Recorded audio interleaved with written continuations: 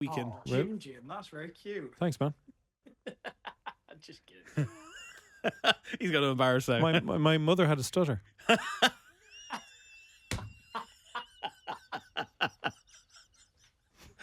It's too early.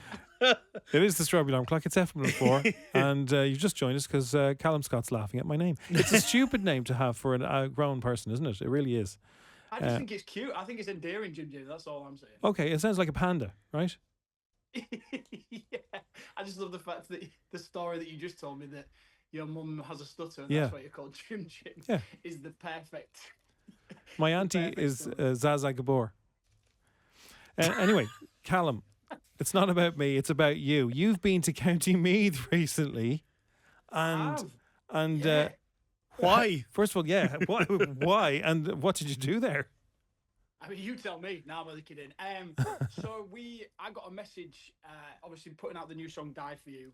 I got tons of messages of people saying, "Oh my God, I'm getting married, and this is a perfect song for us for our first dance." And Stefan and Sarah were the first to reach out to ask about the wedding, and so we was talking backwards and forwards with the label, like, can we just give them it? Is it like possible? And so we got in touch with Stefan, the groom, and we organised it with him for me to just casually turn up and perform the song for them live for their first dance, which was super special. I was bricking it, I'm not gonna lie, because it's their first dance. Like, this is a moment that they're hopefully gonna remember for the rest of their lives. So there was a lot riding on me giving a great performance. But honestly, boys, like, walking out and seeing their faces was just like magical. I mean, she couldn't believe it.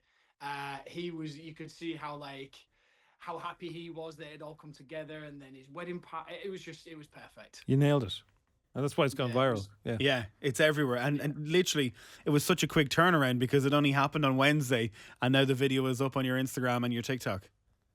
Do you know what? We were like, oh, well, we'll give them a couple of days. It's like, they'll probably be hungover. They probably won't want to talk to anybody for a couple of days, like, digest it all. They were like straight up. Their videographer was working through the night. So I just wanted to show people what it means to me, because, like I said on the video as well, I get to be a part of people's wedding days whilst I'm sat drinking a glass of wine playing Call of Duty or Fortnite. Do you know what I mean? Yeah. So, like, the fact that I could be there and physically see what my music was doing for people on their very special day together was it's the reason why I'm in this job. It just meant everything. And what's the comfortable after time to hang around before you have to make your excuses and leave without being rude? I would say half an hour, and then it's like, thanks a million, luckily, guys. I mean, the Irish are a friendly bunch, aren't they? So luckily, it was not difficult to stick around at all. Although what I will say is that I didn't get offered one pint of Guinness. Oh, not one. I was gasping. You were working. That's what they were probably doing. They were getting their money's worth. He's at work. He probably can't drink. But do you know what? It was so lovely, and it was a really intimate wedding, which meant I had pictures with, the mothers and the fathers and the sisters and all sorts. And it was just such a lovely little moment. That one moment in that corner of the world was one of however many I've been asked to either have their first dance song or to sing them down the aisle, and to be singing "Die for You" as a debut performance as well for them was it was really, really special. I want to know, did any relative go over to you and go, how's the music going for you? There's always one that will bring you down to, down to the ground level going, does that work well for you? You making a few pound out of that? Yeah, like his gran was like, oh, so, and do you enjoy it? Do you enjoy it? And I said, yeah, I think so. Yeah, she was really sweet. She said, oh, you're handsome, aren't you? So there you go. The people of Bettystown had a bit of Calum Scott on a Wednesday night. Happy days. And then, does that open up the door then for millions of requests coming in then? And you have to politely say, look, that's not, that's kind of a one-off thing. I don't do that all the time. Well, look, I did a little follow-up TikTok saying, like, I'm sure if you're seeing this, you're probably thinking, oh, we'll hire him for our wedding. I was like, there's only one of me. Right. And I'm very, very busy. So, I mean, look, I'd love to do that. I'd love to pop up and surprise people if it makes sense. I mean, I have a lot of love around the world. So, I've got people from Australia going, oh, could you just pop across just to do our wedding. So some of them it's going to be a bit of a struggle, but yeah, I'd love to, man. I know I've seen Ed Sheeran do it, and I've seen countless other artists do it, and I think the thing is it means so much because it's so. I suppose like from where I'm sat as an artist, I'd love to do it, and I can definitely see it happening like I did a few days ago. But I guess from two people who were getting married, that'll be the last thing that they'd expect, and I think that's what makes it so magical is the reveal. And I sang behind the door to start with, and then I looked through the window and I could see Sarah and Stefan, and then when I opened the door, she just couldn't believe it. I mean, I won't tell you what she said, but she expleted. She expleted. Jeepers, she said. But yeah, I think possibly it could open the door, but I'm thinking Channel 4.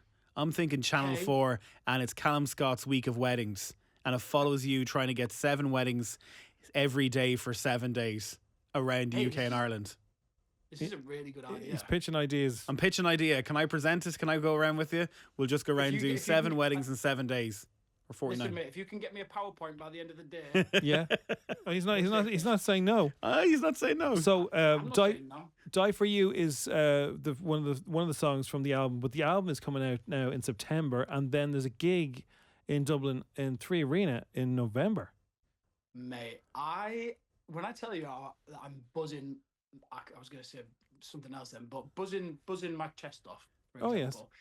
I remember being there in 2017, supporting Emily Sandé, and it was quite new to me. I'd only released My Version of Dance on My Own the year before, and then all of a sudden I was supporting this huge artist that I admired for many years.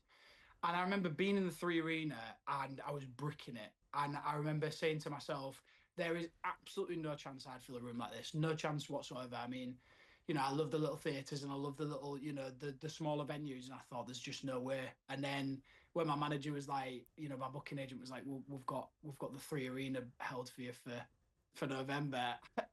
Like, it still doesn't even, like, you can even tell, it still doesn't even really sink in that that's going to be my gig and I'm going to be playing there.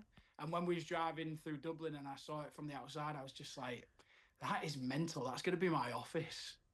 I never thought of that, actually. Yeah, we'll be your office. And who will be your support act on the night? We're still trying to work it out, but what I am trying to do, boys, and I might need your help here, but what I'm going to try and do is I'm 10 years on now from my audition. And I was just going to ask that question. I was going to go, in 10 years? Like, that, 10 years? How is that? Older. Wow. Way more greys, way more wrinkles. At 10 years on, and I've had an amazing career, and I want to do this until I'm too old to do it. I've just finished touring with Ed Sheeran. I'm putting out a 3rd album. I've just sang for The King for the 3rd or 4th time. Mental. But I knew I wouldn't have been doing this had it not been for that sliding doors moment, right, on Britain's Got Talent. So for me, I just think this industry can be about timing. It can be about being in the right place at the right time. So I just feel like rather than people searching for the right time and the right opportunity, I want to kind of bring that opportunity to people. So what I'm thinking of doing is like maybe getting some audition tapes or hosting a competition or something where somebody can get the opportunity to open for me. I just think that would be, whether it's a local singer-songwriter that you love, or one that's championed by the city, or one that deserves that moment. I kind of want to.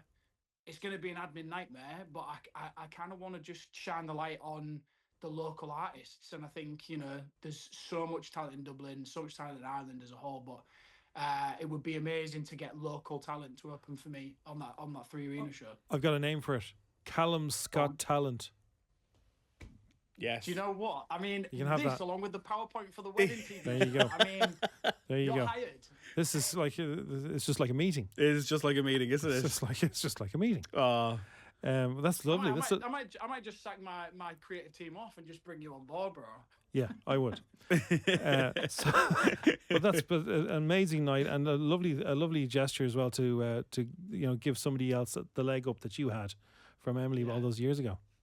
I just feel like I'm in the position now where I'm 10 years in. I on this album in particular, whilst I was writing it, I just thought, do you know what? I do believe in myself. I used to have a lot of imposter syndrome, and I used to be like, oh, your luck's gonna run out at some point, and you'll be back working for HR in a matter of weeks. But I think, you know, being 10 years in and seeing all the crazy numbers that I have on across my catalogue, it just shows me that I'm not going anywhere anytime soon. I don't plan to either. So for me, then it's not so much about making sure I keep my foot in the door and make sure I stay relevant. It's about continuing to write music that is authentic and real and feels good, and, you know, especially, you know, writing for my audience, but then using my platform for good as well, you know, whether that's talking about certain issues like mental health issues, or, you know, I've just recently opened up about body dysmorphia that I had when I was younger, and that's been Was that on Paul so C. eye-opening. Bronson's? Was that on his podcast? Yeah, A friend of mine listens and says, brilliant.